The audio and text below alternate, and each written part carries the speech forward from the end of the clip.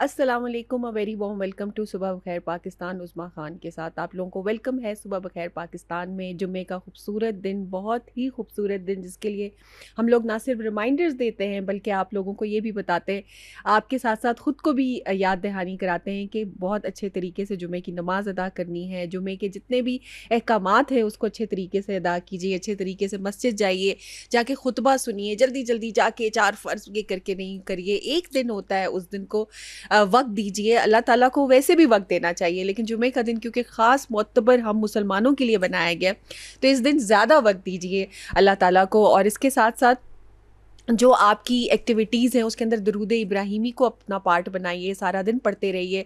और सूरतुल काफ़ को पढ़िए, जो नमाज के बाद आप घर पे हो, ऑफिस में हो, कहीं भी हो, उसको अपना हिस्सा बनाइए, क्योंकि सूरतुल काफ़ के लिए कहा जाता है कि वो एक जुमे से दूसरे जुमे तक नूर का बाइस बनती है, आपके लिए मुश्किलात को दूर करती है और सबसे ज़्यादा दजाल के फितने से आपको महफूज रखेगी। तो इन्हीं रिमाइंडर्स के साथ हमें भी दुआओं में याद रखिए, रोज़ न्यूज़ की टीम को भी याद रखिए।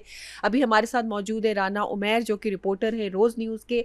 पूछते हैं उनसे कि दफ़ाई ताल्लुकात में जी जो अहम पेशरफ्त हुई है प्रोटोकॉल एग्रीमेंट में, उसमें क्या क्या चीज़ें शामिल हुई हैं। जी राना उमैर, अस्सलाम वालेकुम। जी वालेकुम सलाम मैम।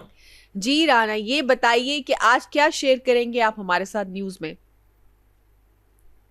बिल्कुल मैम, जब कंट्री की बात आती है तो ऑब्वियसली हमारी जितनी भी सिक्योरिटीज़ हैं, हमारी पाक आर्मी है, नेवी है, इंटेलिजेंस है, तो पूरी दुनिया में इनको एक इज़्ज़त की निगाह से देखा जाता है। पहले मैम जैसे एग्रीमेंट पाकिस्तान और सऊदीया के बीच हुआ था, तीसरा मुल्क उसमें इंक्लूड हुआ था टर्किया, जो कि 3 ममालिक के बीच दिफाई माहिदा तय पाया था। बांग्लादेश की भी सुनने में आ रही हैं, वो भी रजामंदी ले रहा है कि इन 3 ममालिक के बीच दिफाई माहिदे में शामिल होकर ये टोटल 4 मुल्क बन सकें। गुज़िश्ता रोज़ एक बहुत अच्छी न्यूज़ आई दिफाई माहिदे के लिहाज से। पाकिस्तान और कुवैत के दरमियान प्रोटोकॉल एग्रीमेंट 2026 हुआ, जिसमें पाकिस्तानी वज़ीर दिफा ख्वाजा आसिफ और कुवैत के वज़ीर दिफा शेख अब्दुल्ला की जानिब से इस जो प्रोटोकॉल एग्रीमेंट 2026 है, इन दोनों के बीच साइन हुआ। उसके बाद वफद GHQ गया, जिसमें field marshal CDF Syed Asim Munir के दरमियान इनकी मुलाकात हुई, जिसमें chief of general staff lieutenant general Khalid Saad al Shariyan भी इस वफद में मौजूद थे। जो एग्रीमेंट हुआ है वज़ीर दिफा पाकिस्तान ख्वाजा आसिफ और जो वज़ीर दिफा शेख अब्दुल्ला हैं कुवैत के, इस एग्रीमेंट का मैम पर्पस क्या है, इसके पीछे 2 से 3 चीज़ें हैं जो आपको शॉर्टली बताऊंगा। होप सो के टाइम थोड़ा है, इस वजह से मैम सबसे पहले तो पाकिस्तान जो पाक अफवाज है, पाक आर्मी है, कुवैत के जो अहलकार हैं उनको ट्रेनिंग देगी बाकायदा। ये एग्रीमेंट 5 साल का एग्रीमेंट है, बट जो ट्रेनिंग का टाइम फ्रेम है वो ISPR के मुताबिक या कुवैती हुकूमत के मुताबिक वो टाइम मेंशन नहीं किया गया कि कितने टाइम के लिए कितनी ट्रेनिंग दी जाएगी। बट ये एग्रीमेंट 5 ईयर है, 5 साल का ये एग्रीमेंट होगा, जिसमें जो दिफाई स्ट्रेटजिक है वो शेयर की जाएगी, जो दिफाई ताउन है उसको मजीद स्ट्रॉन्ग किया जाएगा, ट्रेनिंग दी जाएगी एहलकारों को जो कुवैत के एहलकार हैं। और दोनों वफूद की जानिब से इस मुआहिदे को जो एग्रीमेंट है इसको खुशाइन करार दिया गया, क्योंकि पाकिस्तान हमेशा से खित्ते में देर पा अमन की बात करता है। जब से पाकिस्तान ने मार्का हक को फतह किया है गुज़िश्ता साल मई में, तो पाकिस्तान की ओवरऑल दफाई सिस्टम पूरी दुनिया में स्ट्रॉन्ग हो गया, एक इज्जत की निगाह से देखा जा रहा है। इसीलिए कुवैत की जानिब से पाकिस्तान का दौरा किया गया, जिसमें वज़ीर दिफा कुवैत मौजूद थे, उनके chief of general staff lieutenant general Khalid दर्ज भी इस वफद का हिस्सा थे। दोनों ममालिक की जानिब से इस एग्रीमेंट को पॉजिटिव इनिशिएटिव में लिया गया, पॉजिटिव थिंकिंग में इसको इंफॉर्मेशन शेयर की गई। और पाकिस्तान के जो चीफ ऑफ डिफेंस हैं सैयद आसिम मुनीर, वो भी खित्ते में अमन की बात करते हैं। 2 दिन पहले उनका ईरान का दौरा हुआ है, तेहरान गए, वो स्ट्रेटजिक ताउन मजीद मुस्तहकम और मजीद स्ट्रॉन्ग करने की भी बात की गई। कुवैत की तरफ से इस एग्रीमेंट को कैसे देखा जा रहा है वो एक क्वेश्चन मार्क है। उनकी तरफ से यही कहा गया कि पाकिस्तान की जितनी भी फोर्सेस हैं वो पूरी दुनिया में उनको एक इज्जत की निगाह से देखा जाता है, क्योंकि जहानत के लिहाज से देखा जाए, टेक्नोलॉजी के लिहाज से देखा जाए, एज अ ब्रेवनेस के तौर पे, बहादुरी के तौर पे देखा जाए, तो यही रीजन थी कि एग्रीमेंट का पर्पस यही था पाकिस्तान के लिए। और पाकिस्तान के दिफाई सिस्टम चूंकि मजीद स्ट्रॉन्ग होगा, और जो पाकिस्तान का दिफाई निज़ाम है जो ऑलरेडी अहलकारों के लिहाज से हो या जुर्रत के लिहाज से हो, हमारी तो हिस्ट्री शोधा की हिस्ट्री है, तो इसलिए कुवैत की तरफ से यही कहा गया। उनकी मुलाकात जब चीफ ऑफ डिफेंस से हुई, वजीर दिफा ख्वाजा आसिफ से हुई, ये एग्रीमेंट हुआ कि हमने अपने अहलकारों को बाकायदा ट्रेनिंग देनी है जो कि पाकिस्तान देगी, पाकिस्तान की आर्मी देगी, पाकिस्तान की सिक्योरिटीज देंगी। तो इस लिहाज से एक अच्छा इनिशिएटिव है और एक अच्छा प्रोटोकॉल एग्रीमेंट। जी बिल्कुल बिल्कुल। तो ये प्रोटोकॉल में क्या डेट की भी चेंजेस हुई हैं, या सिर्फ इसके अंदर जो उनके शोबात हैं जिसमें अफवाज की तरबियत है, इस्तेदाद कार बढ़ाना है, सरहदी इंतज़ाम है, सिर्फ इन्हीं चीज़ों के ऊपर गौर व फिक्र हुआ है या इसको चेंज किया गया? मैम इन्हीं चीजों पे गौर फिक्र हुआ है, जैसे आपने 3 चीजें बताई हैं। सवालात ये आ रहे थे कि ये ट्रेनिंग का टाइम पीरियड क्या होगा, काशिफ, कितने टाइम आवाज़ नहीं आ पीरियड के रही। लिए ट्रेनिंग दी जाएगी, बट ये जो एग्रीमेंट है, प्रोटोकॉल एग्रीमेंट, ये 5 साल का है, जिसमें तरबियत के शोबे हैं, सतात कार के शोबे हैं, स्ट्रेटेजिक जो ताउन है उसकी टेक्नोलॉजी और उसकी वसअत को मजीद स्ट्रॉन्ग करना है। इन तमाम पीरियड्स में तरबियत ज़्यादा मैटर करती है। जो उनके अहलकार होंगे, जो उनके फौजी अफसरान होंगे ट्रेनिंग वाले, वो ज़्यादा चीज़ मैटर करती है, जो कि कुवैत के वज़ीर दिफा की जानिब से यही कहा गया था कि हमारे अहलकार जितनी तरबियत लेंगे, जितनी वो टेक्नोलॉजी शेयर करेंगे, जितनी उस लिहाज से जो ताउन की चीज़ें होंगी उनको मजीद मजबूत बनाया जाएगा। बिल्कुल बिल्कुल, ठीक है। तो इसके अलावा कोई और भी इस पे पेशरफ्त है, कोई और मुल्क भी शामिल होगा? जैसे कहा जा रहा था कि शायद बांग्लादेश भी इसमें शामिल हो जाए, कोई और किसी और मुल्क का भी है, या यही ममालिक हैं जहाँ जिनका बताया जा रहा है? मैम होपफुली ये मुल्क मजीद अभी बढ़ेंगे इंशाल्लाह, और पाकिस्तान इस्लामिक मुल्क इन चीज़ों में दिफाई लिहाज से पाकिस्तान हेड सरबराह होगा इंशाल्लाह। बट मैम अभी बांग्लादेश की तरफ से इसमें हाँ जी, आ रही है। पेशरफ्त एक यही सामने आई है कि उनकी डिस्कशन अभी सरमायाकारी इकॉनमी के लिहाज से वो भी डिस्कशन कर रहे हैं अपनी कंट्री के जितने भी आला अफसरान है या अहदेदारान है उनके। तो बांग्लादेश की होप है कि इंशाल्लाह जल्द पाकिस्तान, तुर्किया, सऊदीया और बांग्लादेश ये चौथा मुल्क होगा जो कि इस जो दिफाई इन तीनों ममालिक के बीच मुआहिदा है जो कि मक्का एग्रीमेंट था, तो होपफुली कि बांग्लादेश चौथा मुल्क हो। इंशाल्लाह। बहुत शुक्रिया आपका राना उमैर, हमारे साथ न्यूज़ शेयर करने के लिए। हमारे साथ अभी मौजूद हैं तलहा अकरम जो कि रिपोर्टर हैं रोज़ न्यूज़। जी तलहा, अस्सलाम वालेकुम। वालेकुम सलाम। जी तलहा, क्या न्यूज़ है आज आप हमारे पास शेयर करने के लिए ख्वाजा मोहम्मद आसिफ कुवैत के वजीर दफा शेख अब्दुल्ला अली के मुतल्लिक? सबसे पहले बहुत शुक्रिया शो में लेने के लिए। जैसे अभी आपको रिपोर्टर बता रहे थे, पाकिस्तान और कुवैत के दरमियान प्रोटोकॉल एग्रीमेंट 2026 पर सिग्नेचर बाकायदा तौर पर कर दिए गए हैं, और ये जो मुआहिदा हुआ ये 2023 का जो दिफाई मुआहिदा था उसी के पस मंजर में ये मुआहिदा तय पाया था पाकिस्तान और अभी कुवैत के दरमियान, जिसका मकसद ये है कि पाकिस्तान और कतर जो अपने दिफाई ताल्लुकात को मजीद मजबूत करेंगे, मजीद अच्छे नोट पर उसको इस्तवार करेंगे, और इसके साथ जो दीगर जो दिफाई मशक़ें हैं, इस्तेदाद कार बढ़ाना है फौज की, और दीगर ऑपरेशनल तैयारियां, इंफॉर्मेशन शेयरिंग है, तो इन बुनियादी चीज़ों पर दोनों आपस में जो है वो कोलैबोरेशन करेंगे पाकिस्तान और कुवैत। इसी असना में जो कुवैत के वजीर दिफा पाकिस्तान के दौरे पर आए हुए हैं, उनका मुलाकात हुई वजीर दिफा ख्वाजा मोहम्मद आसिफ से, और ख्वाजा मोहम्मद आसिफ ने ये वेलकम किया इस इनिशिएटिव को पाकिस्तान और कुवैत के दरमियान जो हुए, और साथ से उन्होंने ये कहा कि मुलाकात के दौरान बाहमी दिलचस्पी के जो उमूर हैं वो उन पर तबादला ख्याल किया गया, और उनकी जानिब से यही कहा गया कि ये जो प्रोटोकॉल एग्रीमेंट है इससे कुवैत की जो फौज है उसको बहुत ज्यादा बेनिफिट होगा। पाकिस्तान की मुसल्लह अफवाज की जो ऑपरेशनल तैयारियां हैं उस हवाले से, इस्तेदाद कार बढ़ाने के हवाले से, और दीगर इंफॉर्मेशन शेयरिंग के हवाले से, स्ट्रेटेजिक ऑब्जेक्टिव के हवाले से, तो ये दोनों ममालिक आपस में शेयर करेंगे। उनकी जानिब से उनसे यही कहा गया। Chief of defence forces Pakistan Asim Munir से भी मुलाकात हुई उनकी, और उस मुलाकात में भी इन्हीं 4-5 फैक्टर्स को डिस्कस किया गया, और उसका बुनियादी मकसद यही है कतर इस का प्रोटोकॉल एग्रीमेंट में आना, क्योंकि पाकिस्तान इस टाइम पर जो दुनिया में एक फ्लाई कर रहा है, खासकर दिफाई लिहाज से, जब से मार के हक में शिकस्त दी हिंदुस्तान को, उसके बाद हमने देखा मक्का जॉइंट एग्रीमेंट जो सऊदीया के साथ हमारा डिफेंस एग्रीमेंट हुआ था, फिर मक्का डिफेंस एग्रीमेंट हुआ, अभी ट्राइलेटरल, फिर जो ईरान वॉर में साल्फी का किरदार है, तो उसी असना में ये सारी जो डेवलपमेंट है अभी होती हमें नजर आ रही है। जी जी, बिल्कुल बिल्कुल। तो इसके अलावा ये जो हमारे पास और भी पॉइंट्स हैं जिसमें बताया जा रहा है कि ज़राए के मुताबिक कुवैत ने पाकिस्तानी फ़ौज की महारत समेत लड़ाका तैयारों, ड्रोन्स और फ़िज़ाई दफ़ाई निज़ाम में गहरी दिलचस्पी का इजहार किया है और कुवैत पाकिस्तान में डीजल के लिए बॉन्डेड फ्यूल स्टोरेज मंसूबे में भी दिलचस्पी रखता है। तो कुछ और भी मंसूबा जात हैं जिनके ऊपर कुवैत अपना इंटरेस्ट शो कर रहे हैं।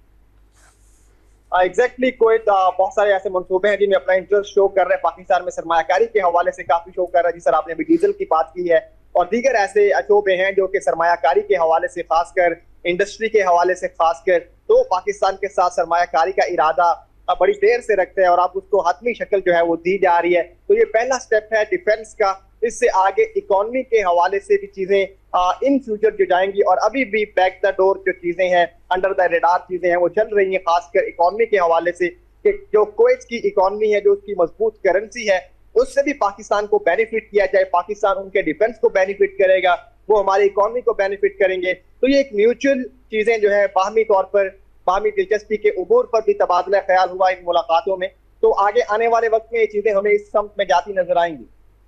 इंशाल्लाह इंशाल्लाह। बहुत शुक्रिया आपका ताला इकरम हमारे साथ न्यूज़ शेयर करने के लिए।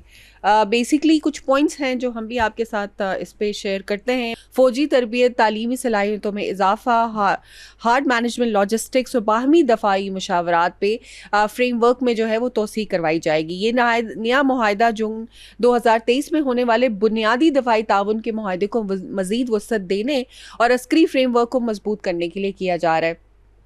इसके अलावा दफ़ाई मुआहदे के पस मंज़र और मकासद सऊदी अरब की तराज पे शराकत दारी हैं। कुवैत पाकिस्तान के साथ अपने दफ़ाई ताल्लुकात को सऊदी अरब की तर्ज के ऊपर वसी पैमाने पर बढ़ाने का ख्वाब भी है। और ज़राए के मुताबिक कुवैत ने पाकिस्तानी फ़ौज की महारत समेत लड़ाका तैयारों, ड्रोन, जो हम लोगों ने बात की थी दिफाई निज़ाम के मुतल्लिक, उस सिस्टम में भी काफ़ी चीज़ें ख़रीदने के ऊपर उन्होंने अपना इंटरेस्ट एक दिखाया है।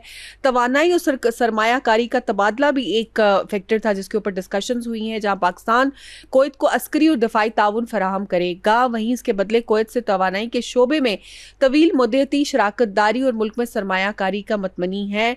कुवैत पाकिस्तान में जो डीजल के स्टोरेज हैं उनमें भी इंटरेस्ट दिखा रहे हैं, उनमें भी चाहते हैं। इसके अलावा इलाकाई अमन और इस्तेकाम, दोनों ममालिक के वज़ीर दफ़ा ने इस अज़म का इत्तादा किया कि मुआहदा बहामी इत्तेमाद, मुश्तरका ताज़ीराती मफादात और बरादराना ताल्लुकात को मुस्तहकम करने के साथ साथ खित्ते में अमन, सलामती और इस्तेकाम का बाइस बनेगा।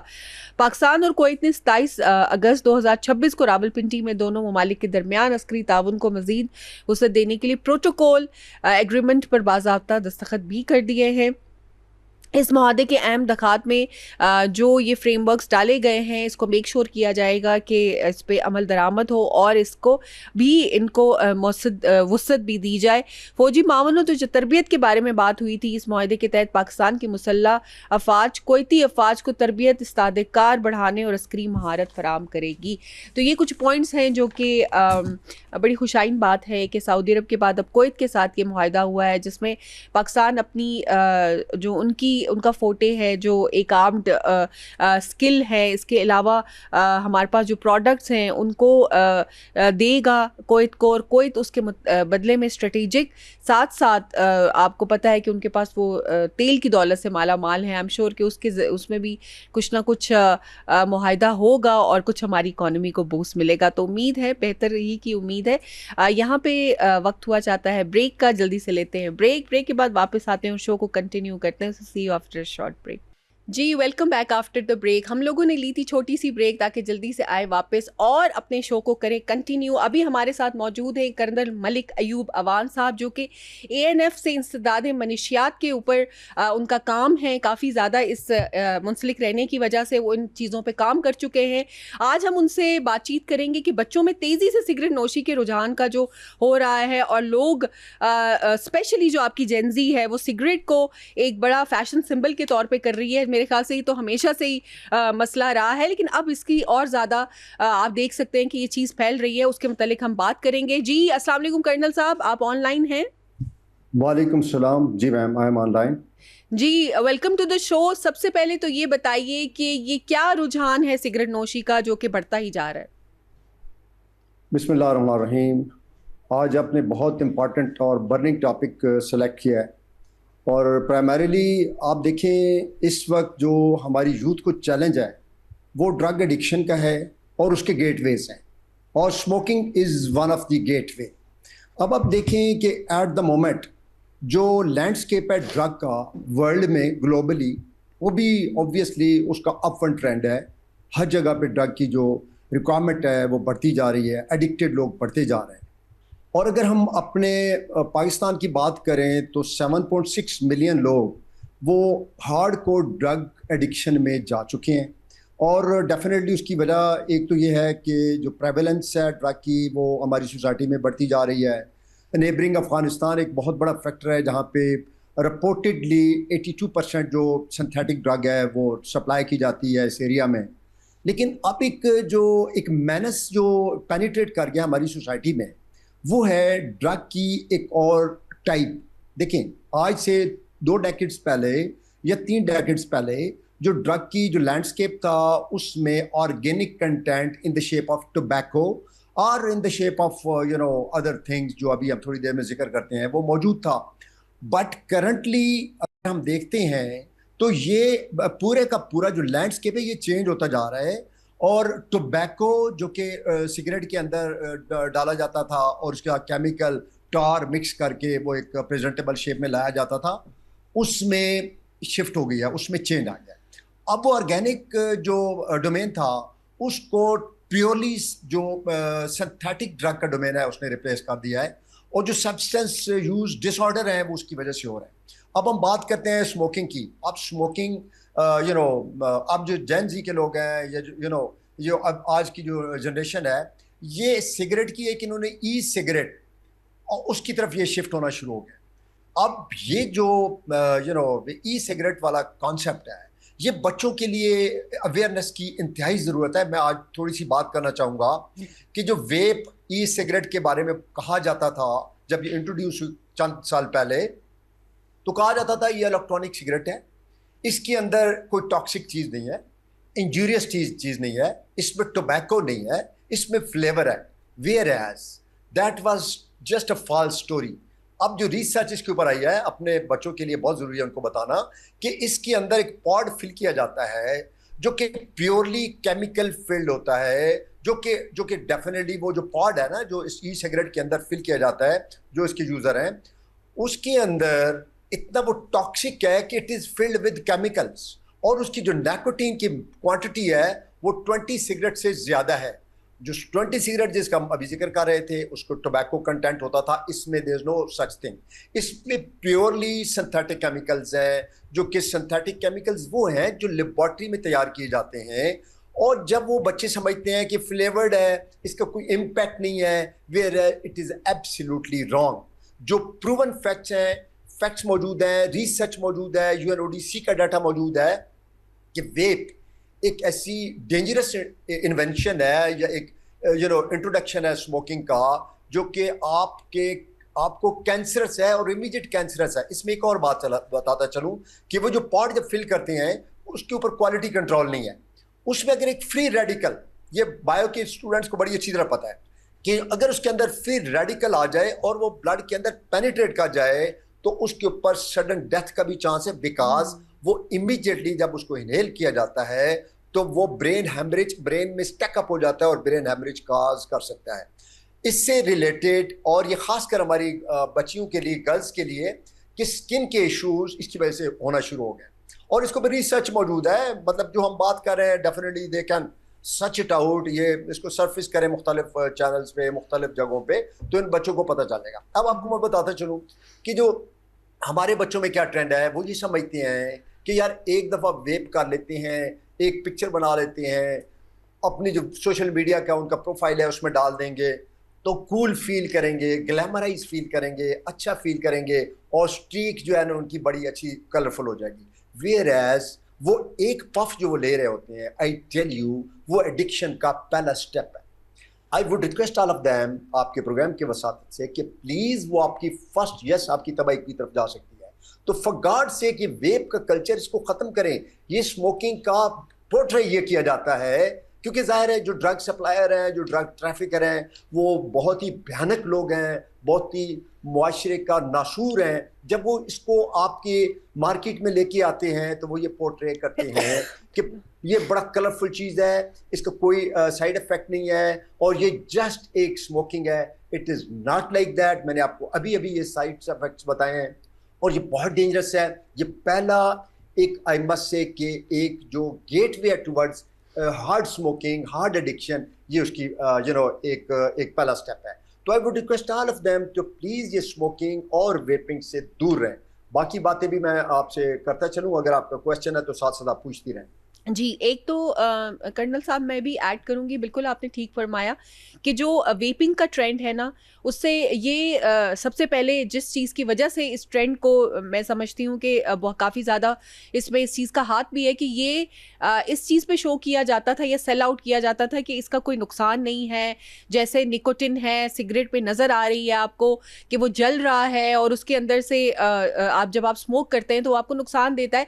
देखें, ये तो सिर्फ पानी है और पानी को जब आप इनहेल कर रहे हैं तो वो धुआं बन रहा है।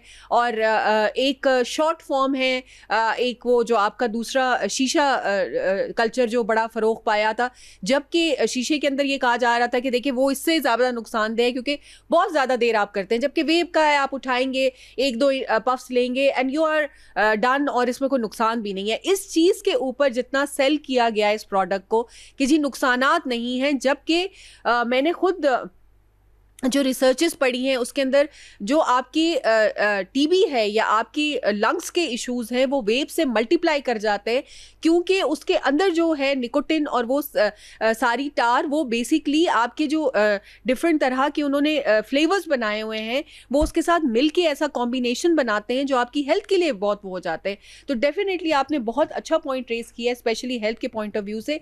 साथ साथ ये बताइए कि ये एक और भी इशू है एंटी नार्कोटिक्स का, आई थिंक उन्होंने अभी डेफिनेशन में इसको लेकर आए, लेकिन यूजुअली सिगरेट को मेरे ख्याल से एक शामिल किया जाता है एज अ ड्रग या एज अ लीथल थिंग, लेकिन ये वेप और शीशा ये अभी आई थिंक आहिस्ता आहिस्ता उस डेफिनेशन में लेकर आ रहे हैं जहाँ पे ये मना है या फिर इसके नुकसानात ज़्यादा हैं।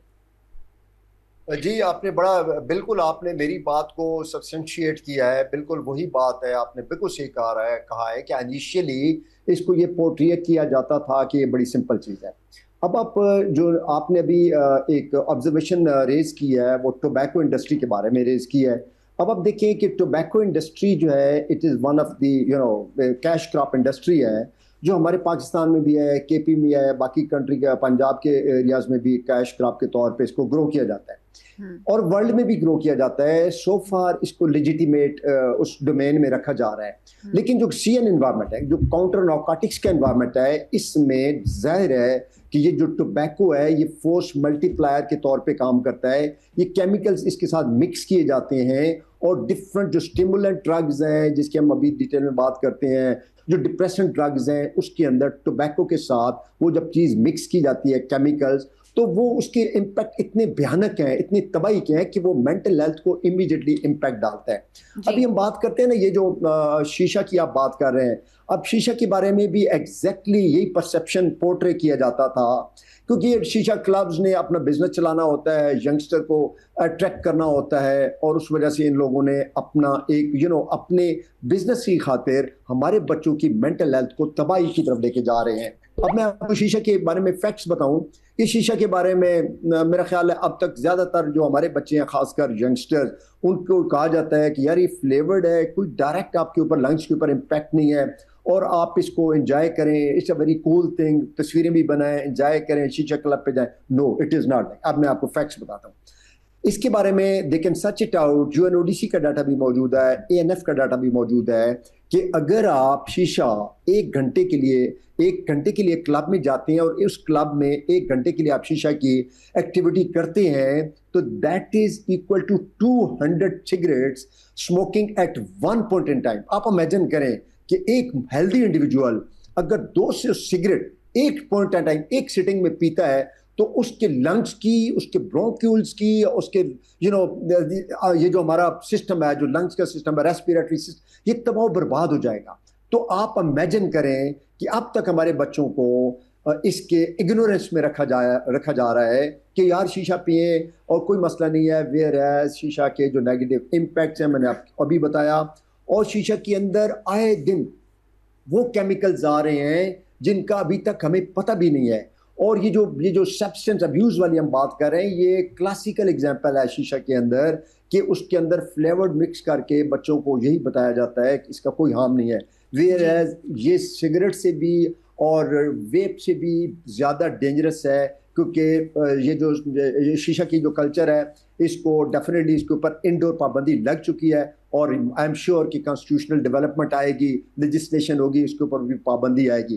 क्योंकि जितनी भी ड्रग्स से रिलेटेड चीज़ें हैं इसके ऊपर पाबंदी की चीज़ें आना शुरू हो चुकी हैं और most likely we are optimistic कि इसके ऊपर हमारी पार्लियामेंट कोई कॉन्स्टिट्यूशन डेवलपमेंट होगी, कॉन्स्टिट्यूशन बनाएगी, लेजिस्लेशन बनाएगी, तो ये शीशा इंडोर तो है ही है, आउटडोर भी बैन हो जाएंगे। अब मैं आपको इसके अंदर थोड़ा सा आपके सॉरी अगर मैं ये आपसे पूछूं, माशाल्लाह से आप एएनएफ में काफ़ी सीनियर पोजीशन पे भी रहे हैं, लेकिन शीशा कल्चर की एक्सेप्टेंस हमारे माशरे में क्यों पहले बढ़ाई गई? आई एम श्योर आपके वक्त में भी कि अभी आपको पता है प्रॉपर लाइसेंसेस भी जारी किए गए हैं, कैफ़ेज़ को उनको इस चीज़ की इजाज़त दी गई है। पहले तो इस पर खूब पाबंदी डाली गई ऐसे कि जैसे ये इससे ज़्यादा स्मोकिंग से ज़्यादा लीथल ये है, जो कि एक सच भी है, लेकिन फिर दोबारा से उनको दिया गया। अब दोबारा इस कदर एक मशरूम की तरह से शीशा कैफेज खुले, उसके बाद से फिर याद आया कि नहीं ये तो नुकसानदेह है, फिर बंद कर दिया। बिजनेस पॉइंट ऑफ व्यू से भी, सेहत पॉइंट ऑफ व्यू से भी,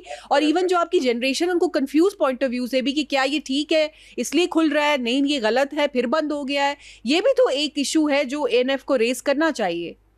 जी, बे बड़ा पर्टिनेंट पॉइंट है आपका। ANF is already doing it और हमारी जो लॉ एनफोर्सिंग एजेंसीज हैं, आप देखिए मैं आपको एक बात बताता हूँ, ये मैं पाकिस्तान की नहीं बात कर रहा, आप ग्लोबली, मैंने भी डिफरेंट कंट्रीज का विजिट किया, आपने भी देखा है, ये ग्लोबली ये ट्रेंड चलता जा रहा है। और देखें जब कोई ईवल स्प्रेड आउट होती है तो वो बहुत तेजी से स्प्रेड आउट होती है। डेफिनेटली उस वक्त एसओपीज नहीं होती, रूल्स नहीं होते, कॉन्स्टिट्यूशन डेवलपमेंट नहीं होती, तो ये फैक्टर है जिसकी वजह से इसको हम देखते हैं कि बहुत सारी चीज़ें हमारी आ रही हैं, लेकिन at the same very time हम देखते हैं कि इसके ऊपर पॉजिटिव चीज़ें भी आ रही हैं। आप देखिए, आप जस्ट इमेजिन कि इनिशियली आज से जब हम यंगस्टर थे तो स्मोकिंग के ऊपर कोई पाबंदी नहीं होती थी, स्मोकिंग हर जगह पे अलाउड होती थी। अब उसके ऊपर पाबंदियां लग गई हैं, आप पब्लिक प्लेस पे नहीं जा सकते, एयरपोर्ट पे नहीं पी सकते, यूनिवर्सिटीज में नहीं है, तो there is no prevalence of smoking in those areas. But having said all this, ANF के ऊपर इसके ऊपर काम कर रही है। लॉ एनफोर्सिंग एजेंसी पंजाब की गवर्नमेंट ने सीसीडी बनाया 2025 में अप्रैल में, वो भी बड़ा ज़बरदस्त काम कर रहे हैं। आई एम श्योर कि देखें इसकी कोई कॉन्स्टिट्यूशन मेकिंग और सेनेट की स्टैंडिंग कमेटी भी है इसके ऊपर, वो भी इसके ऊपर लेजिस्लेशन करेंगे। द मोमेंट इसके ऊपर लेजिस्लेशन होगी तो जो एएनएफ है, लॉ एनफोर्सिंग एजेंसीज है, वो इमीडिएटली इम्प्लीमेंट करेगी। और देखें पॉजिटिव चीज़ें नज़र आ रही हैं। शीशा जो आपने कहा ना एकदम मशरूम की तरह ये कल्चर आया, yes it came, but at that time there was no legislation, there was no awareness. अब विद पैसे अभी आप देखें, आपका ये प्रोग्राम, आज का प्रोग्राम भी उसी सिलसिले की एक कड़ी है कि आपके यंगस्टर्स को पता चल रहा है कि यार शीशा जिसके बारे में हमें कहा जाता था कि बड़ी सिंपल चीज़ है, ये बड़ी डेंजरस है। वेप के बारे में कहा जाता है बड़ी सिंपल चीज़ है, ये भी डेंजरस। और आई एम श्योर कि इसके ऊपर पाबंदियां लगेंगी, और जब पाबंदियां लगेंगी, आप देखें इस वक्त आपका एसेट कौन है? आपका एसेट है आपके यंगस्टर्स। अब जो नया वारफेयर है वो कौन सा वारफेयर है? वो ड्रग वारफेयर है। हमें अपने प्रिवेंटिव डोमेन में जाना पड़ेगा, हमें बहुत हार्ड स्टेप्स लेने पड़ेंगे, हमें बिजनेस को साइड पे रखना पड़ेगा, लेकिन जो मेंटल हेल्थ है हमारे यंगस्टर की, वो उसको हमने प्रायोरिटाइज करना है, टॉप प्रायोरिटी पे रखना है। अब देखिए ना डिफरेंट, अब ये जो डोमेन्स आ रहे हैं दुनिया में आ रहे हैं, दुनिया के अंदर ये कल्चर बढ़ता जा रहा है। उसकी वजह क्या है कि उसके साथ साथ अवेयरनेस, और जो बच्चे राइट ट्रैक के बच्चे हैं वो कभी भी इसकी तरफ नहीं आते। अब स्टिमुलेंट ड्रग्स हैं, इतनी खतरनाक ड्रग हैं जो आपके सेंट्रल नर्वस सिस्टम को तबाह कर देते हैं, और बच्चा समझता है, यंगस्टर समझता है, जो यूज करने वाला है वो कहता है जी बस वो अलर्ट फील करने के लिए इस्तेमाल करता है, एनर्जेटिक होने के लिए इस्तेमाल करता है और जागने के लिए इस्तेमाल करता है। ये स्टिमुलेंट है जिसके अंदर आइस है, जिसको मैथमेटिन कहते हैं, एम्फेटामिन भी कहते हैं, ये वो चीज़। इसके अलावा कोकेन है, MDMA जो एक और ख़तरनाक एक पिल है, एक्सटेसी पिल है, निकोटीन, ये सारी निकोटीन से फिल्ड चीज़ें हैं जो कि तबाही की तरफ लेके जाती हैं। तो हमारी अवेयरनेस के साथ साथ लेजिस्लेशन भी ज़रूरी है। अब आप बात करते हैं डिप्रेशन ड्रग्स की। अब जो डिप्रेशन ड्रग्स हैं ये भी बड़ी खतरनाक ड्रग्स हैं। ये सेंट्रल नर्वस सिस्टम को स्लो डाउन कर देती हैं। जो एक ह्यूमन कैपेबिलिटी है वो आप खुद, अब देखिए ये कहा जाता है कि ये जो ड्रग एडिक्टेड लोग हैं इनको जब तक आप इनको अवेयर नहीं करेंगे तो यकीनी बात है ये दलदल में चलते रहेंगे। और दुनिया में कहा जाता है कि no one ever plans to become addicted. ये सर्टन आता है, ये फर्स्ट यस से आता है। और ये डेफिनेटली इसके अंदर हम जो बात करते हैं ना कि बच्चों के अंदर क्यूरियोसिटी, तो वो क्यूरियोसिटी ये फॉरम है जिसके ऊपर आज हम बात कर रहे हैं। इसके अलावा जो हमारी DDR है, ड्रग डिमांड रिडक्शन की जो डिफरेंट हम ANF का जो फॉरम है वो यूनिवर्सिटीज़ को जाके इंगेज करता है, स्कूल्स को इंगेज करता है, कॉलेजेस को इंगेज करता है। और I tell you because of this DDR activity, ये जो drug demand reduction activity generate की जा रही है, उसकी वजह से एक साइजेबल स्ट्रेंथ बच्चों की रिड्यूस हुई है। सर्वेज आ रहे हैं कि जिससे बच्चे को इस चीज़ का पता चलता है कि ये वेप खतरनाक है, स्मोकिंग खतरनाक है, अल्कोहल खतरनाक है, मैथमेटिन, आइस, ये सारे के साथ जो हैश है, कोकेन है, ये सारे डेंजरस हैं। तो वो वापस आना शुरू हो जाते हैं और अपने आप को रीहैब के लिए रिप्रेजेंट करते हैं। तो ये भी बड़ी अच्छी बात है। लेकिन देखें अब क्या होता है कि ये जो सप्लायर हैं, ड्रग सप्लायर है, जो ड्रग ट्रैफिकर हैं, वो एक मुआशरे का एक तासूर है। अब अगर आप इसकी टेंजिबल टर्म्स में बात करेंगे, आई एम श्योर आप क्वेश्चन भी रेज करेंगी कि ये क्यों नहीं पकड़े जा रहे, इनके ऊपर क्यों नहीं कानूनी गिरफ्तारी, उसका भी मैं आपको जवाब दूंगा। उससे पहले मैं आपको छोटी सी बात बताता चलूं। आई एम सॉरी कर्नल साहब, थोड़ा सा हम लोगों को यहाँ पे टाइम हमारा शॉर्ट हो रहा है, करना पड़ेगा, लेकिन इसका सेकंड हम पार्ट करेंगे और इसके ऊपर डिटेल में करेंगे जो चीज़ें आप डिस्कस कर रहे हैं। अभी के लिए आपसे हमें इजाज़त लेनी पड़ेगी। इंशाल्लाह नेक्स्ट वाले में इस प्रोग्राम को कंटिन्यू करेंगे। Thank you very much. बहुत शुक्रिया आपका कर्नल साहब, थैंक यू वेरी मच जी। अभी हमारे साथ मौजूद हैं हमारी एक ज़बरदस्ती गेस्ट जिन्होंने पीपल्स पार्टी से हमें ज्वाइन किया है। ये बेसिकली हैं डॉक्टर नुसरत लगारी, जो कि सदर पीपल्स पार्टी हैं विमेन विंग। अमेरिका में ये काफ़ी इन चीज़ों पर काम कर चुकी हैं। सबसे बेस्ट ये बात है, मुझे जो ख़वातीन की बात अच्छी लगती है वो साथ के विमेन एम्पावरमेंट के हवाले से बहुत ज़्यादा काम कर रही हैं। और अगर मैं इनका इंट्रोडक्शन थोड़ा सा देती चलूँ तो उसमें यह है कि ख़वातीन को ये बाख्तियार बनाने की और समाजी खिदमत के जज्बे की भी ये हकीकी तर्जुमानी कर रही हैं। वहाँ पे ना सिर्फ ये सहाफ़ी हैं, पाकिस्तान पीपल्स पार्टी USA की विमेन विंग की सदर हैं। ख़वातीन के हकूक़ और समाजी इंसाफ के फ़रोग़ में एक मजबूत और मौसर आवाज़ के तौर पे पहचानी भी जाती हैं। इन्होंने तारीख़ रकम की जब पाकिस्तान की जानिब से ओवरसीज़ पाकिस्तानियों के लिए पहली खातून फोकल पर्सन अमेरिका में मुकर्रर हुई। अपनी सलाहियतों की बाइस वो सियासी तंजीम साजी और समाजी सरगर्मियों नुमाया मुकाम भी रखती हैं। और ये जो जोशो खरोश है और स्पेशली ओवरसीज़ है, ओवरसीज़ पाकिस्तान में ना सिर्फ अब आपके सारे पाकिस्तानी बल्कि ख़वातीन को भी एक प्लेटफॉर्म फराहम करने की कोशिश कर रही हैं जहाँ पे वो अपनी सलाहियतें और अपना जो टैलेंट है उसको बरूए कार ला सकें। तो हमारे साथ मौजूद हैं डॉक्टर नुसरत लगारी। Welcome to the show Nusrat, कैसी हैं आप? खैरियत से madam? Yes, thank you so much, Uzma. Thank you for your kind words. You are most welcome. Definitely, you deserve more.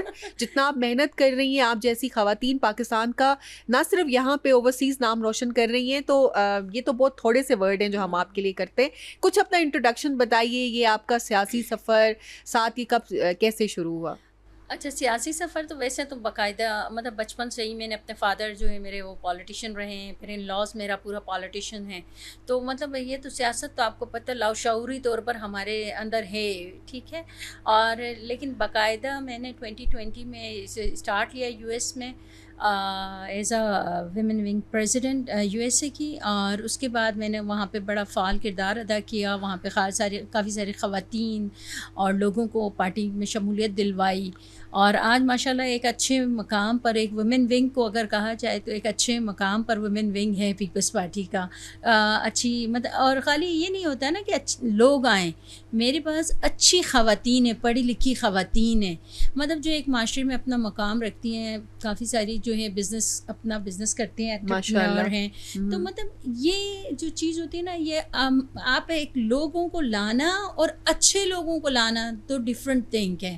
तो कि अगर कोई आ रहा है, वो आपसे इंस्पायर होकर आ रहा है, तो एडमायर होकर आ रहा है, तो ये आपकी सक्सेस होती है। ऐसी तो अल्हम्दुलिल्लाह मुझे ये कहा जाता है कि हमने जो पार्टी ज्वाइन की है तो आपकी वजह से की है। अच्छा, तो आपको माशाल्लाह। अपना कैरेक्टर इससे बनाना होता है कि अगले आपको देख कर आए। ऐसे देखिए ही ये है। हमारा दीन भी कहता है, नबी सल्लल्लाहु अलैहि वसल्लम ने सल्लल्लाहु फरमाया अलैहि वसल्लम। कि जब दीन को फैलाया गया तो हाँ। हजूर सल्लल्लाहु अलैहि वसल्लम ने अपने आप को वो रिप्रेजेंट किया कि बिल्कुल। लोग उनसे मुतासिर होकर अपने आप को आते थे। मिसाल बिल्कुल बनाई, बिल्कुल एग्जाम्पल बिल्कुल बनाया, ऐसा ही है। हाँ। तभी लोगों ने इस्लाम कबूल करना शुरू किया। हाँ। तो हम जब कुछ करने जाए ना, तो मुझे ऐसा लगता है कि सबसे पहले हमें अपने आप को सुधारना होगा, ऐसे ही है, फिर हम किसी को कह सकते हैं। ऐसे वो ही कहते है। हैं ना कि जब आप किसी पे फिंगर पॉइंटिंग करते हैं तो एक तो आप उस पे करें, लेकिन बाकी तीन सारी सारी आपकी आप पे तरफ ही आ होती रही है। होती, 3 से हाँ, 4 हाँ, तो वो हम नहीं सोचते। नहीं, बिल्कुल। उसके अलावा फिर 2023 में मैंने जो है एक ऑर्गेनाइजेशन वहाँ पर बनाई, वुमेन सपोर्ट नेटवर्क के नाम से, WSN के नाम से। अच्छा, ये मेरे फादर की ख्वाहिश थी कि वो कहते थे कि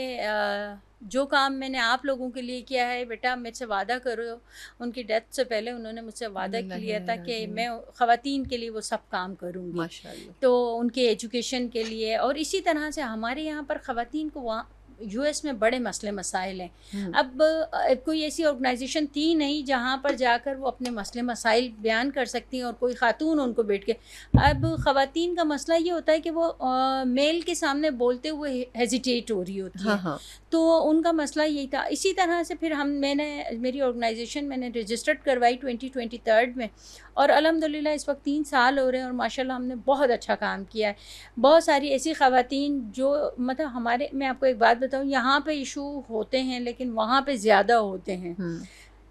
हुआ क्या कि यहाँ से ख़वातीन को लेकर जाते हैं यहाँ पे लोग, और 25-25 साल के बाद डिवोर्स कर देते हैं जब उनके बच्चे जवान हो जाते हैं, मर्द हज़रात हमारे।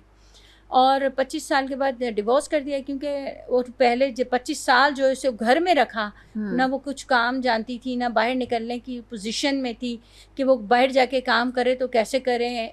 जाहिर सी बात है, आप हैंडीकैप करके लेकर चल रहे हैं, उनसे सिर्फ घर का काम करवाएंगे, बच्चे पलवाएंगे, हाँ। तो वो तो उस एनवायरनमेंट में एडजस्ट हो ही नहीं पाएंगी। ऐसे ही है, ऐसे ही है। उनको फिर 25 साल के बाद डिवोर्स करने के बाद उन्होंने किया कि उसके बाद तो वो तो बेचारी हैंडीकैप हो गई, उनको ना कुछ बाहर की दुनिया का इतना पता था कि वो क्या करें। हाँ, शॉपिंग वॉपिंग करना, चलो ग्रोसरी करना, ये एक नॉर्मल सी रूटीन है, लेकिन बाहर निकल के जॉब करना एक अलग चीज़ है। हाँ, अपने आप को दोबारा बनाना, बिल्कुल आप हाँ। उस एनवायरनमेंट में अपने आप को फिक्स करें, ये ज़रा मुश्किल होता है। हाँ। फिर हमने ऐसी ख़वातीन के मैंने केसेस किए हैं, और जो ख़वातीन इस तरह की थी, और बल्कि जो ख़वातीन शादी की ख्वाहिशमंद भी थी, तो हमने वहाँ पर शादियाँ भी करवाई। अच्छा, माशाल्लाह। हाँ। कि देखिए, मुझे ऐसा लगता है इंसान को, औरत हो या मर्द हो, उसको एक पार्टनर की ज़रूरत हमेशा रहती है। ऐसे ही है, ऐसे ही चाहे है। वो मतलब ये नहीं होता कि अब 25 साल के बाद अगर एक शौहर ने डिवोर्स कर दिया और उसने दूसरी शादी कर ली तो वो हाँ। औरत नहीं कर सकती है। ऐसे ही है। ये कॉन्सेप्ट हमारे यहाँ पर तो है, बेवा हो गई और बेचारी को तो दूसरी शादी करने ही नहीं देंगे, जबकि इस्लाम ये लोग आपको बातें कहते हैं कर कि करके बेवा का मार ज्यादा देते। सवाब है बिल्कुल अगर आप ऐसा शादी ही है, करवाएंगे। बिल्कुल हाँ। ऐसे ही है।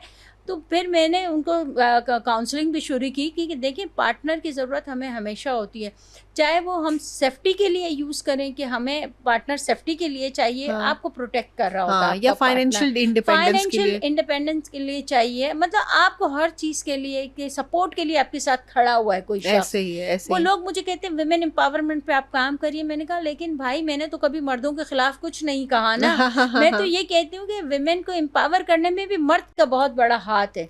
अगर मर्द सपोर्ट ना करें, हमारे मेल सपोर्ट ना करें, ठीक है, देखिए अब बहुत सारी चीज़ें होती है, कहीं पे जो होते हैं विक्टिम जो होते हैं औरतें होती हैं, कहीं मर्द भी होते हैं, ऐसा नहीं। हमने तो, मैं तो केसेस कर रही हूँ, मुझे बहुत अच्छे से आइडिया है, फिर मैं समझाती हूँ कि नहीं। अभी रिसेंटली भी मेरे पास एक केस आया हुआ था, मैं यहाँ पाकिस्तान में हूँ, तो रिसेंटली एक केस आया हुआ था, मैंने काउंसलिंग की और वो इसी तरह से की कि फ़ोन पर किया। मैंने उसे कहा कि देखिए आपके छोटे बच्चे हैं और बच्चों के हिसाब से अगर आप सोचें ना, तो सिर्फ ये नहीं करना चाहिए कि आप डिवोर्स करके अपनी जॉब करना शुरू कर देंगे। आप जॉब करें, लेकिन बच्चों को जितनी आपकी ज़रूरत है उनको वो टाइम भी दें, क्योंकि हस्बैंड और वाइफ के रिश्ता जब बिगड़ता है ना, उसमें सबसे ज़्यादा लॉस बच्चों का होता है। और मैं बहुत फैमिली ओरिएंटेड खातून हूँ, मेरे अपने 2 बच्चे हैं, तो मैं सबसे पहले वही चीज़ें सोचती रही होती हूँ।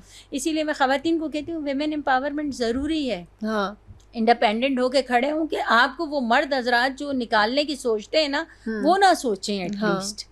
आपके लिए अपने पास वो सोचें तो सही ना कि अगर मैं छोड़ भी देता हूँ तो उसके पास हाथ में है कुछ चीज़ें, वो इंडिपेंडेंट है, वो कर लेगी कुछ भी। तो ये चीज़ें ज़रूरी है। और मैं ये भी कहती हूँ कि ऐसा ना हो ना कि आप अपने आप को, जब आप इस मुकाम पर हैं, तो उसकी वजह से अपना घर भी ख़राब ना करें। बिल्कुल ऐसे कि अपने हस्बैंड को मतलब या इस चीज़ का बावर कराना कि अपने प्रेटेंड करवाना कि मैं बहुत कुछ हूँ, आप कुछ नहीं है। तो ये भी नहीं होना चाहिए, क्योंकि हमेशा मियाँ बीवी के जितने भी झगड़े होते हैं ना, उसमें बच्चों का बहुत डिस्टर्बेंस होता है। अच्छा, सिर्फ यही नहीं उस्मा, माशाल्लाह मैं यहाँ पे भी मैं हूँ तो मेरी रजिस्टर्ड ऑर्गेनाइजेशन तो यूएस की है, लेकिन जब भी पाकिस्तान, देखिए बेटी मैं पाकिस्तान की हूँ ना, तो और मुझे फ़ख्र है इस चीज़ पर कि मैं पाकिस्तान से बिलोंग करती हूँ और बेटी हूँ पाकिस्तान की। जब भी मेरे मुल्क को मेरी ज़रूरत हुई है, मैं हमेशा इसके लिए खड़ी रही हूँ, चाहे वो किसी हवाले से भी हो, चाहे पॉलिटिकल साइड पे हो, चाहे वो सोशल साइड पर हो। ख़वातीन यहाँ पर भी बच्चियों की शादियाँ होती हैं, बहुत सारी ऑर्गेनाइजेशन है मुझसे सपोर्ट के लिए कहती हैं, बच्चियाँ कहती हैं, उनकी फैमिलीज़ कहती हैं। मैं यहाँ पर भी बहुत सारी बच्चियों को सपोर्ट करती हूँ कि किसी तरह वो अपने पैरों पर खड़ी हों। इसी तरह से एक केस आया था मेरे पास, वो बच्चियां कराची की थी और उनके ससुराल वाले हिंदू फैमिली से बिलोंग करते थे। उनके ससुराल वालों ने जो है उनको इस तरह से, पढ़ी लिखी बच्चियों को ऐसा रखा हुआ था कि वो घूंघट डाल के घर में घूमती थी। अच्छा। आप सोचें, वो ग्रेजुएट की हुई बच्चियां यहाँ की, और इतनी अच्छी बच्चियां। मैं कहती हूँ कि मैं तो अब तो माशाल्लाह मैं बड़ा खुश होती हूँ कि ये दरख्त बीज मैंने बोया और ये दरख्त जो साया दे रहा है, तो मतलब मेरा इसमें हाथ है। और जब वो मुझे कहती है ना कि बाजी आप तो हमारे लिए एंजल हैं, आपने तो हमारी लाइफ ही चेंज कर दी। और जब मैं उनकी फैमिली से यहाँ पर मिली थी लास्ट ईयर, तो आप यकीन करें उनकी फैमिली का एक एक बंदा आकर मुझे जो है ना, जिस तरह से वो शुक्रगुजार हो रहा था ना, मैं आपको बता नहीं सकती वो खुशी, वो जो सेटिस्फेक्शन थी मेरी। और मुझे ऐसा लग रहा था कि मेरे अब्बू ने अगर मुझसे जो वादा लिया हुआ है तो मैं उसको फुलफिल कर पाई हूँ। ऐसा ही है। तो मतलब हमें बल्कि ज़्यादा प्रॉब्लम्स आते हैं यहाँ पर, तो हमारी चलती है, हम लोगों को समझते हैं वहाँ के लॉस चेंज हैं, वहाँ की हर चीज़ चेंज है, लेकिन हम वहाँ पे पुलिस से भी जो है इंटरटेन कर रहे होते, पुलिस वालों को भी उधर से, फिर उन बच्चियों को भी। आज वो बच्चियाँ जो हैं अपने अपार्टमेंट्स लेकर अपनी गाड़ियों में माशाल्लाह इंडिपेंडेंट हैं, अपनी जॉब कर रही हैं।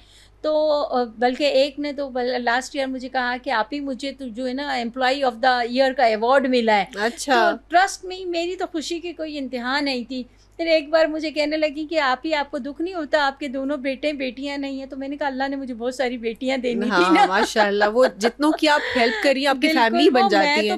मैं तो बच्चों की तरह ही, छोटे हों उम्र में तो बच्चों की तरह, और बड़े हों तो बहनों भाई की तरह लेती हूँ। और मेरी कोशिश भी यही होती है कि मेरा मानना ये, जो चीज़ आप स्प्रेड करते हैं वो रिटर्न होकर आती है। ऐसे ही है, बिल्कुल। तो देने का नाम जो है ना जिंदगी है, लेने का नहीं। ऐसे ही है।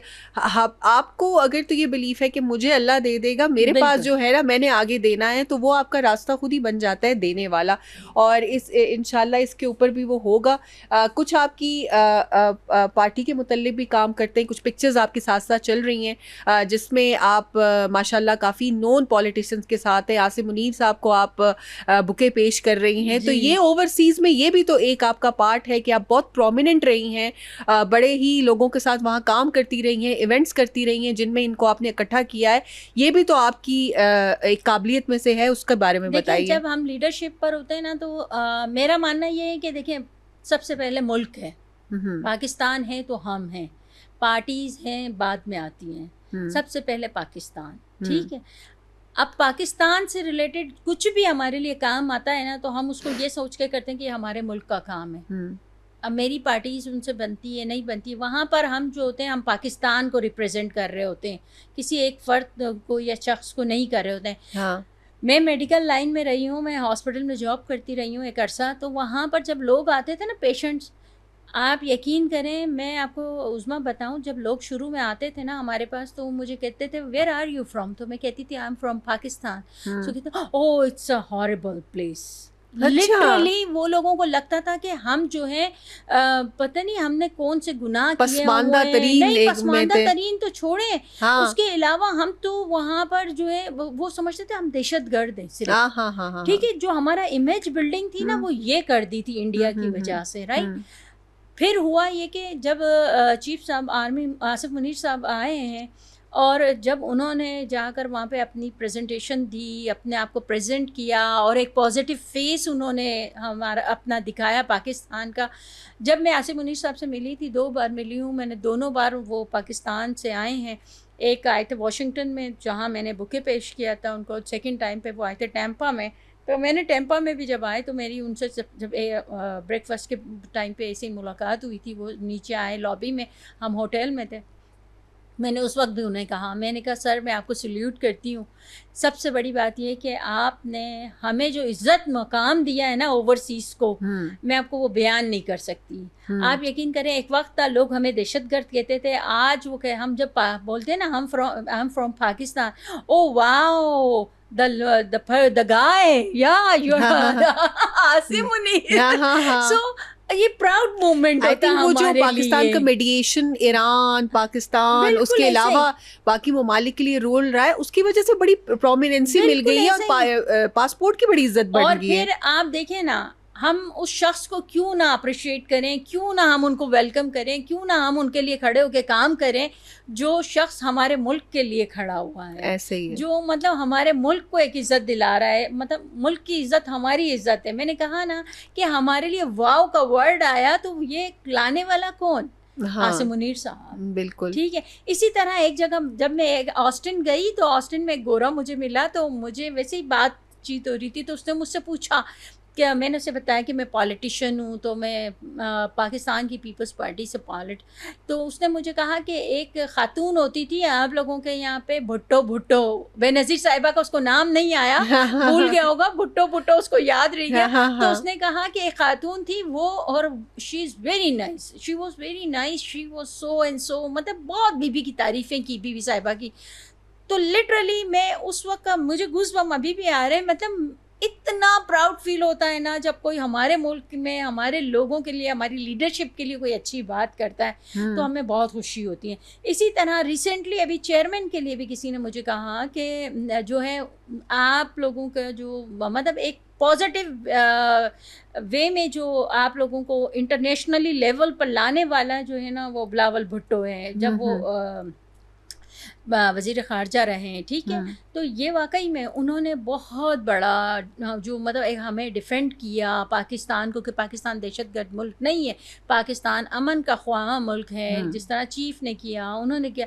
तो हमारे लिए तो बहुत प्राउड मोमेंट होते हैं। जो लोग हमारे मुल्क के लिए सोचेंगे, मेरे लिए वो सबसे ऊपर है। सबसे पहले पाकिस्तान, बिल्कुल सबसे पहले पाकिस्तान। हाँ, वैसे ही है। और अच्छा, इसीलिए मुझे ना चीफ साहब, वैसे तो सब कहते थे पाकिस्तान जिंदाबाद, चीफ साहब ने जब कहा ना पाकिस्तान हमेशा जिंदाबाद, तो आप यकीन करें मैंने तब से यही बोलना शुरू कर दिया कि वाकई पाकिस्तान हमेशा जिंदाबाद। मैं आपको बताऊं कि जो आपने चीज़ के बताई है ना, एग्जैक्टली बहुत सारे ओवरसीज़ के लोग हैं जिन्होंने इस बात का जिक्र किया है, जिसका आपने बताया है कि जब से उन्होंने ये की है, उससे पहले मार्का हक में जो इंडिया को नाको चने चबाया है, ठीक है, उसकी वजह से जो इज्जत बनी है, और जो लोग आपको कह रहे हैं वो बिल्कुल एक ऐसा इमेज है जो पूरे दुनिया में ना कहा गया है कि वाकई ही there is a country name Pakistan जिसको जो ना अपने दुश्मनों को भी वो करता है, उसके अलावा से जब वक्त आता है तो अमन का सबसे बड़ा चैम्पियन बन जाता है, खैर ख्वाह बन जाता है, मेडिएशन भी करता है। तो दोनों तरफ से हमने बहुत की है और डेफिनेटली इसमें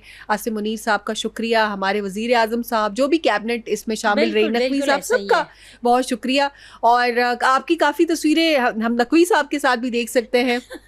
ये सारी ड्यूरिंग द जब आपके इवेंट्स हो रहे थे, आए हुए थे। हाँ जी, हाँ। इसी तरह मैं विमेन ऑर्गेनाइजेशन जो है मेरी, उसमें 8 मार्च को इंटरनेशनल डे होता है, 8 मार्च। हाँ। तो मैं हमेशा उसका बहुत बड़ा इवेंट करती हूँ, 300 to 400 पीपल का।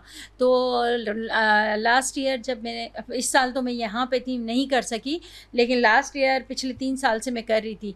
अच्छा, लास्ट ईयर मैंने यहाँ पर जो सैयद कमर रज़ा साहब है OPF के चेयरमैन, उनको चीफ गेस्ट इनवाइट किया हुआ था। बुलाया तो मैंने मांडवी वाला साहब को भी था, लेकिन उनकी बिजनेस एक्टिविटी और उसकी पॉलिटिक्स की एक्टिविटीज़ की वजह से वो नहीं आ पाए थे। हाँ। लेकिन कमर रज़ा साहब ने हमें ज्वाइन किया था। तो सैयद कमर रज़ा साहब के मैं ख़ुद मशकूर हूँ कि मतलब एक होता है ना, आप जब अपने लोगों को बुलाते हैं और आप उनसे पूछें, बहुत अच्छा एक इवेंट था। और उस मतलब मैं जो काम कर रही हूँ, मैं ये सोच के नहीं काम कर रही थी कि मैंने कम्युनिटी के लिए काम कर रही हूँ। अपनी कम्युनिटी तो है, लेकिन हमें काम करना होता है ह्यूमैनिटी के लिए। जब सोशल काम होता है ना, वो ह्यूमैनिटी के लिए होता है। हाँ। और वो आपको ज़रूर करना चाहिए, क्योंकि इंसानियत की खिदमत का हुक्म जो है ना, हमें कुरान पाक देता है। वहाँ पे ये नहीं कहा जाता कि मुसलमान के लिए काम करना है, वो कहते हैं कि इंसानियत के लिए काम करो। तो यही सोच के कर रहे हैं। मेरा इरादा है, दुआ करती हूँ कि अल्लाह पाक मुझे कामयाब करें। वहाँ पे ख़वातीन को एक प्रॉब्लम है, जो मुस्लिम ख़वातीन को सबसे बड़ा, वो शेल्टर का है। हाँ। वहाँ पे शेल्टर की कमी है, क्योंकि हम खाते हैं, मुसलमान लोग हैं, हलाल खाना खाते हैं, तो वहाँ पे हलाल की फ़ूड की जो है प्रॉब्लम आती है।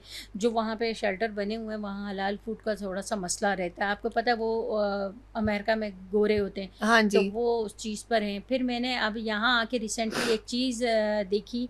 मैं लास्ट टाइम अपने विज़िट पे आई हुई थी, तो मैंने एक विज़िट किया। वहाँ पर ड्रग्स एडिक्शन के लिए रिहैब सेंटर था मर्दों के लिए। तो देखिए, ये ड्रग्स एडिक्शन जो है वो ख़वातीन में भी है। तो मैं चाहती हूँ कि मैं यहाँ पर एक ड्रग्स एडिक्शन के लिए जो ख़वातीन हैं, उनके लिए कुछ इस प्लेटफॉर्म से कुछ करूँ। हाँ। तो देखिए, अब आप सबका साथ भी चाहिए। माशाल्लाह, ये एक बहुत बड़ा कॉज है जिसके ऊपर मेरे ख्याल से बहुत कम लोगों ने काम किया है कि जो ख़वातीन की ड्रग एडिक्शन है, जिसके अंदर ज़रूरी नहीं है कि आपकी बहुत ज़्यादा ड्रग्स भी हो, बहुत सारे सब्सटेंसेस होते हैं जो कि वो यूज़ करना स्टार्ट कर देती हैं, या फिर जो आपकी स्ट्रेस होता है, स्ट्रेस से रिलेटेड लेके वो लाइफ के अंदर उनकी जो पैटर्न्स चेंज हो रहे होते हैं। डॉक्टर नुसरत साहिबा जो है उस पर काम करेगी इंशाल्लाह। हम भी आपके साथ हैं, हमारी दुआएं आपके साथ हैं कि इंशाल्लाह अल्लाह ताला आपको कामयाबी दे। इसके मुतल्लिक जाते हुए क्या मैसेज देना चाहेंगी? मैं जाते हुए सिर्फ ये मैसेज, ओवरसीज़ के लिए मैं सिर्फ एक मैसेज देना चाहूँगी कि देखिए, सब कुछ जो बात मैंने अभी थोड़ी देर पहले की, कि पॉजिटिविटी अपनी रखें, कायम रखें, और मुल्क का सबसे पहले सोचें। देखें, लीडरशिप या कोई भी पार्टी वो बाद में आती है, सबसे पहले मुल्क होना चाहिए। मुल्क है तो ये सब पार्टीज़ भी हैं, और मुल्क ने हमें शनाख्त दी है, तो हमें सबसे पहले मुल्क का सोचना चाहिए। ये प्रोटेस्ट करना, बाहर जाकर हम अपनी जो हम अपने आप को किस कैलिबर पे ले जाते हैं, ये प्रोटेस्ट कर करके। हम पाकिस्तान में तो सुकून पर नहीं रहते हैं, लेकिन हम वहाँ पे भी जाके यही सब कुछ करके हम अब कौन सी नेशन को रिप्रेजेंट कर रहे होते हैं वो नहीं मालूम होता। तो मेरी सबसे गुजारिश ये कि जब हम काम कर रहे हो तो कम्युनिटी बेस पे काम करें, ना कि पॉलिटिकल साइड को, पार्टी साइड पे काम करें। उस वक्त हम ये सोच के काम करें कि हम एक पाकिस्तानी हैं। तो मेरा सिर्फ ओवरसीज़ के लिए ये प्रोग्राम है, एक मैसेज है। और दूसरी यहाँ पे तमाम इंसानियत के लिए कि मैंने एक चीज़ देखी है, बीइंग अ फ़ीमेल मैंने बहुत ज़्यादा बेयर किया है। अपने कैरेक्टर असैसिनेशन भी मैंने बहुत सही है, लेकिन मैंने अपना जो एक गोल था, मैंने कभी उससे नहीं हटी। तो मुझे ऐसा लगता है कि जब आप अपने गोल को फोकस होकर काम करना चाहेंगे, तो जो भी मुश्किलात आती हैं, लेकिन चली जाती हैं। ऊपर अल्लाह ताला की हेल्प अगर आपके साथ है तो आप सब कुछ कर सकते हैं। तो be positive, do positive, that's it. इंशाल्लाह इंशाल्लाह, बहुत ही खूबसूरत मैसेज है आपका, be positive, do positive and definitely it will come back to you, क्योंकि आप जो देते हैं अल्लाह ताला आपके लिए वो डबल होल करके वापस लेके आते हैं, स्पेशली अच्छाई। बहुत शुक्रिया डॉक्टर नुसरत लगारी आपका आने का, बड़ा हम प्राउड हैं आपका ओवरसीज़ में जो आप काम कर रही हैं, स्पेशली ख़वातीन के लिए काम कर रही हैं, अपना सियासी प्लेटफॉर्म से आप इतनी चीज़ें कर रही हैं जो आपकी काफ़ी मेहनत है, और इसी तरह शाइन करती रहिए, इसी तरह चलती रहिए। बहुत सी दुआएं आपके लिए। उसमें सिर्फ एक बात करना जी चाहूँगी प्लीज लास्ट में। मैं चाहती हूँ कि जब हम अच्छा काम करते हैं ना, तो मैं यूएस में हूँ, यूएस की गवर्नमेंट में यूएस के ऑफिशियल्स ने हमें बड़ा अप्रिशिएट किया इस चीज़ों के लिए। मैंने ड्यूरिंग द कोविड बड़ा काम किया कम्युनिटी के लिए, उन्होंने वहाँ पर मुझे बहुत सारी साइटेशंस, उनके कांग्रेसमैन ने, उनकी जो सेनेट्स हैं, दूसरे लोग हैं, मतलब ऑफिशियल्स जितने भी हैं, उन्होंने सब ने अप्रिसिएशन किया और अपनी साइटेशन दी। आप यकीन करें इतनी सारी साइटेशन। फिर अभी ड्यूरिंग दिस पीरियड जो है उन्होंने बी ऑनर्स की मुझे जो है डॉक्टरेट की डिग्री ऑनर्स की दी है। हाँ। तो मैं चाहती हूँ कि हमारे मुल्क के लोगों को भी ये चीज़ सोचनी होगी, और इस तरह से जो ख़वातीन काम कर रही हैं आगे बढ़कर, उनके लिए पॉजिटिव होकर कुछ उनको अप्रिशिएट करें इंशाल्लाह इंशाल्लाह। तो माशाल्लाह से कितनी सारे ऑनर्स हैं जो कि डॉक्टर नुसरत लगारी ने लिए हैं, और इंशाल्लाह हमें यकीन है कि आगे भी वो पाकिस्तान का नाम इसी तरह रोशन करेंगी, और स्पेशली जो उनका कॉज है वुमेन एम्पावरमेंट को लेके, यूएस में तो उन्होंने किया ही है, पाकिस्तान को भी मुस्तफ़ीद होगा और पाकिस्तान में भी उस काम को आगे लेके चलेंगी। अभी इजाज़त दीजिए उस्मा खान को, सुबह बखैर पाकिस्तान से इंशाल्लाह एक नए शो को लेकर हाजिर होंगे। अभी के लिए अल्लाह हाफिज़।